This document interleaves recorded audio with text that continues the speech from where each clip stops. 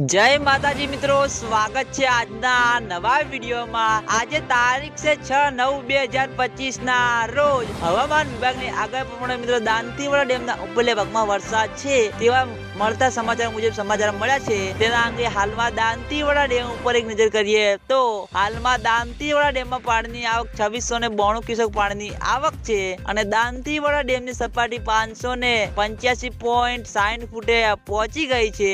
દાંતીવાડા ડેમની ભયાનક સપાટી 604 ફૂટ છે।